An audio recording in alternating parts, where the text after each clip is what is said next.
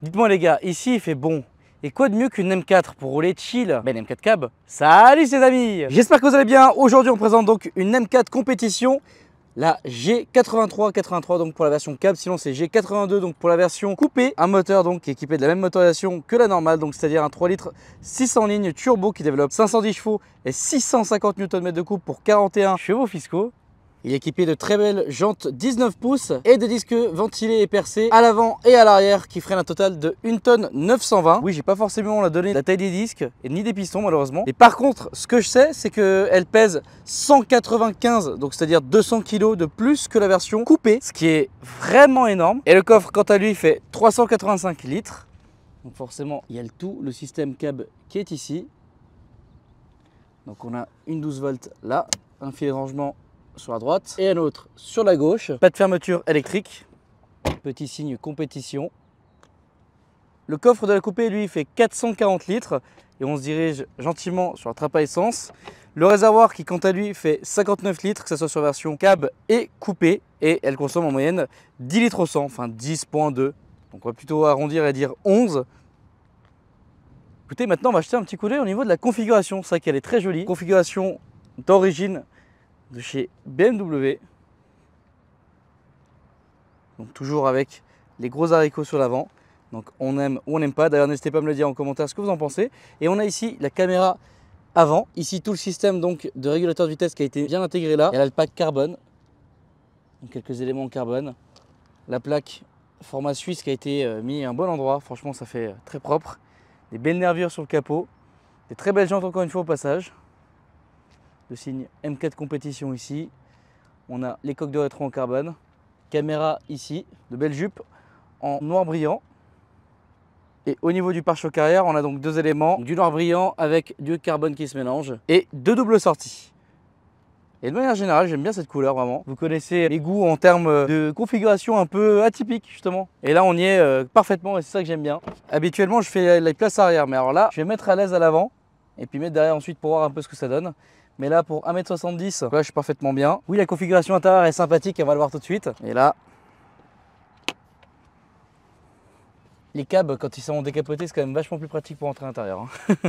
Bon, donc là, en termes de place avant, je suis bien. Deux prises USB en type C, clim trizone, donc conducteur, passager et arrière. Deux porte-gobelets fixes, celle-ci équipée du pack Harman Kardon. Ici, un petit rangement. Et la configuration est assez sympathique avec du cuir bleu et de l'alcantara jaune, donc de la même couleur que la configuration extérieure. Et on peut voir sur le siège avant donc la configuration un peu plus en détail. Sur le bleu, on a les surpiqûres jaunes, de la même couleur donc que l'alcantara. Et sur l'alcantara, des surpiqûres jaunes. Donc ça fait vraiment stylé. Du noir perforé à son centre. Bah là, le capotage et le décapotage. Ça se dit capotage?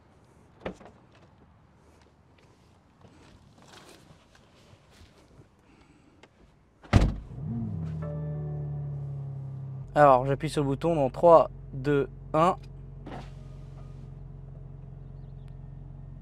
Ouais, petite cinématique sympathique. Vous avez le timer qui est en dessous justement pour voir un peu ce que ça donne.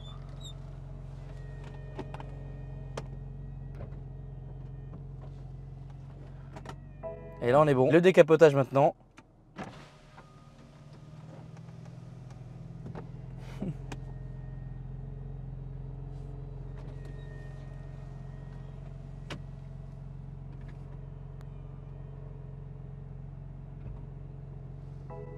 Pas mal. Voilà le nouveau véhicule de l'extérieur, la clé ressemble à ça. Donc les clés BM avec les couleurs M ici, donc déverrouiller, verrouiller, le coffre et la fonction spéciale.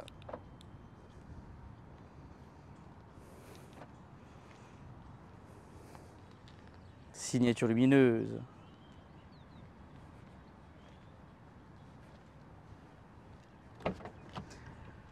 Seuil de porte, donc une baguette en alu. Alors c'est en alu, hein. C'est juste qu'il y a encore le cover en plastique. Avec le signe M4 compétition et les couleurs M encore une fois. Et comme vous avez vu sur la configuration arrière, la même chose ici. Donc du cuir avec surpiqûre grise, du bleu avec surpiqûre jaune. Deux profils conducteurs, donc avec des sièges électriques et massants. Alors les sièges avant sont un peu plus détaillés. Donc ici on a le chauffage de nuque, pour ceux qui aiment rouler en câble hiver. Mais nous, ce qui nous intéresse, c'est aussi le moteur.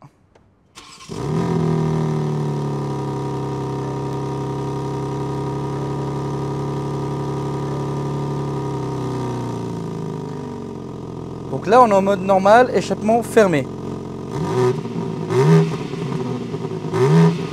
Donc à 3000 tours minute, voilà ce que ça donne. Échappement ouvert.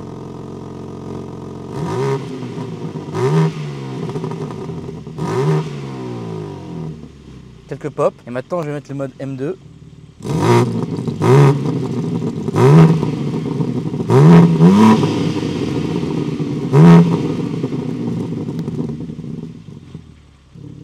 Pas mal. Pour le reste à l'intérieur, c'est comme la M3, à la seule différence qu'ici effectivement on a les deux boutons pour le chauffage donc de nuque. Ici la fonction donc du toit ouvrant. Et après, hop là, ici on a prise USB en 2.0, chargeur d'induction, allume-cigare en 12 volts ici, plus les deux porte-gobelets. Ici c'est pareil, donc on a prise USB en type C, petite veilleuse sympathique, rangement on est bien.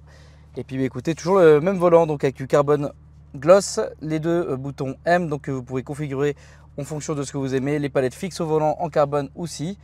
Voilà, petite lumière d'ambiance, hein. Je ne sais pas si je l'avais précisé sur la M3. Voilà, petite lumière qui court un peu tout le long justement, c'est très joli. Notre plus-value sur cette vidéo, c'est le fait qu'on soit en cab. Et ça les gars, c'est vraiment sympathique.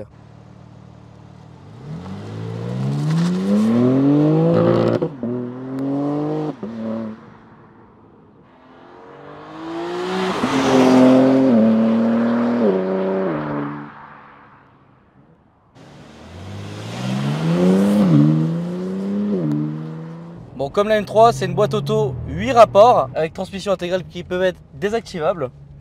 Donc comme vous avez pu voir sur le menu ici, on peut donc la mettre en full propulsion. On peut tout régler. Je l'ai montré de manière détaillée sur la vidéo de la M3. Je vous invite à aller la voir. C'est très intéressant de voir à quel point c'est un truc de fou. La voiture est limitée à 250 km/h de manière électronique. Il y a juste un truc qui est bizarre, c'est que le 0 à 100 est plus rapide avec la version donc cab qui fait quasiment, je le rappelle, 200 kg de plus. Donc 3.7 secondes contre 3.9 contre la version donc normale, ce que je trouve assez spécial. Par contre sur le 0 de 100, là 12 secondes 9 contre 12 secondes 5 pour la version donc normale. Bon.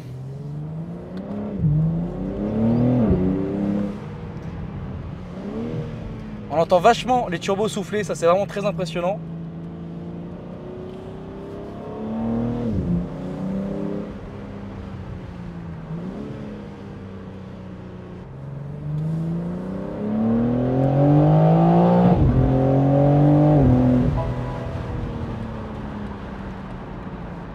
Ça envoie vraiment sec, hein. Par contre ça, il n'y a aucun doute là-dessus, hein.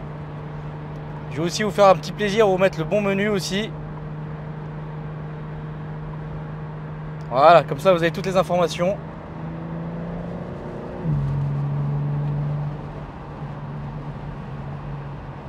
J'espère que vous profitez aussi un petit peu de la vue. C'est un immense plaisir.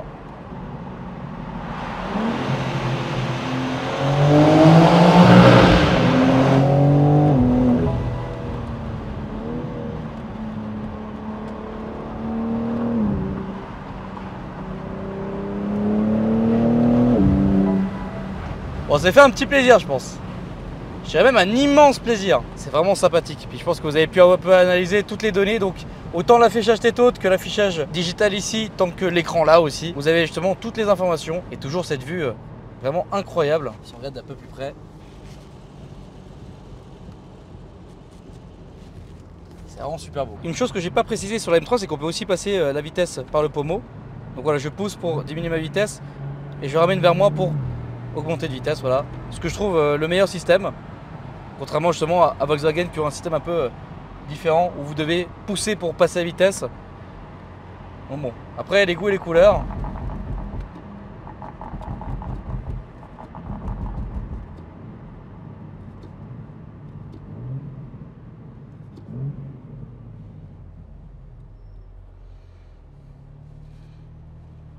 V8 compresseur. Sympathique. Est-ce que vous pensez qu'il va faire la petite course? Ce serait rigolo ça.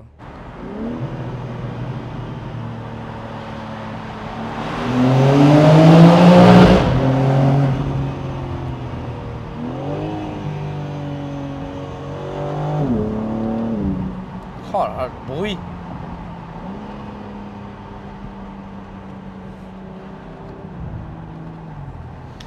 Et puis évidemment comme d'habitude on peut juste simplement cruise, donc enlever le mode M, ensuite partir de cet écran ou alors appuyer plutôt par ici, donc M mode, se mettre en road enlever donc l'échappement qui est bruyant.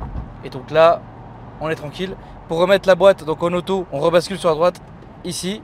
Et ensuite, on change aussi le mode, donc l'étagement. Voilà, pour le mettre doux comme ça. Et là, voilà, ça devient donc une GT très agréable à conduire. Et qui fait zéro bruit. Là, vraiment, il y a zéro bruit. On est vraiment tranquille. Il y a toutes les assistances d'ailleurs qui sont partiellement désactivées ici. Donc individuelles. Donc là, ça a été configuré de manière différente. Mais ouais, voilà. Ça, c'est tous les petits changements justement. Mais si je mets All On, normalement, il devrait rester au niveau du milieu de la voie. Voilà. Donc voilà, ça reste un véhicule. Donc là, vraiment, on est en mode GT, tout va bien. Le véhicule, bah, limite conduit tout seul, là, parce que là, encore une fois, j'ai les mains pas sur le volant. Voilà. Après, bon, il demande forcément en keep it lane justement de garder les mains sur le volant. Mais ça reste très agréable. En tout cas les amis, j'espère que vous avez kiffé ce petit essai. N'hésitez pas à me dire en commentaire ce que vous avez pensé de la voiture. N'hésitez pas à liker la vidéo si elle vous a plu. Et pour prouver que vous êtes un vrai BMiste, n'hésitez pas aussi à vous abonner à la chaîne pour plus de vidéos comme ça. Et puis pour être au courant de toutes les prochaines vidéos, n'hésitez pas aussi à activer la cloche des notifications, c'est très important. Et puis moi je vous dis à la prochaine pour de nouvelles aventures. Salut!